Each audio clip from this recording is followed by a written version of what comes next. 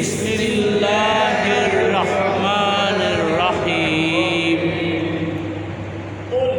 কুল কফ হ্যাঁ ওটা কুল কুল কুল কুল বললে হবে না কুল কুল কাফ যদি কুল বলেন তাহলে কাফ দিয়ে হবে তখন অর্থ হবে তুমি খাও আর কুল সঠিক উচ্চারণ করে কুল। নবী আপনি বলেন আর কুল কাফ দিয়ে বললে খাও নবী আপনি খান কত পার্থক্য দেখছেন মনে চেঞ্জ হয়ে গেছে শুধু আমরা কফের জায়গায় কাফ বলছি অর্থ কত চেঞ্জ হয়ে গেছে আচ্ছা তাহলে কুল কুল কুল থেকে কুল কুল কুল কুল কুল কুল হুয়াল্লাহু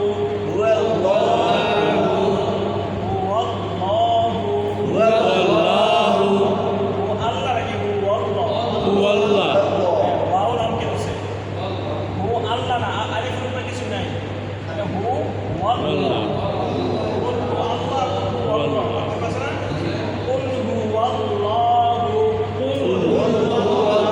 আল্লাহু আল্লাহ বলছেন তাহলে ভুল বলছেন হ্যাঁ কুল আল্লাহ আল্লাহ ল কেন কাকে বলছেন হ্যাঁ লা না কেন ল কেন কাকে বলছেন কুল হুয়াল্লাহু কুল হুয়াল্লাহু মনে করে দিন মনে করে না এগুলা মানে কোনো মাঝখানে বিষয় মাঝখানে বলে দিলে ভালো হবে কুল হুয়াল্লাহু কুল হুয়াল্লাহু আহাদ আহাদ আহাদুন আছে আহাদ আহাদুন আছে আমরা কি করতেছি আহাদ খামছি এগুলো কি এখানে জজম মনে মনে জজম দিয়েছি এবং যেহেতু কলকলা হরফের উপর জজম হইতেছে দাল কলকলা হরফ না কয়টা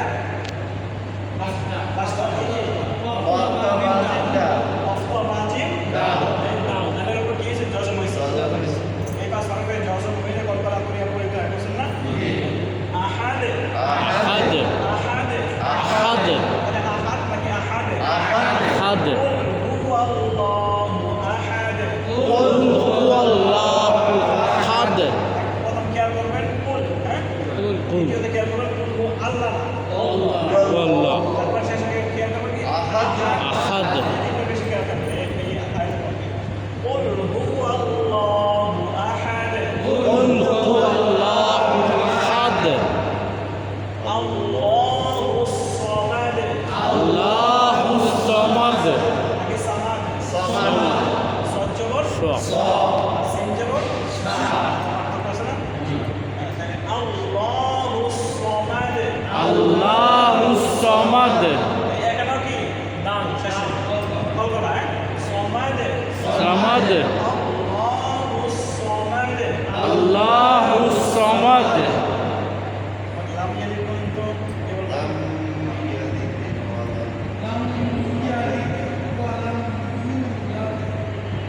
ঠিক আছে সবাই বলবে লাম ইয়ালিদ লাম ইয়ালিদ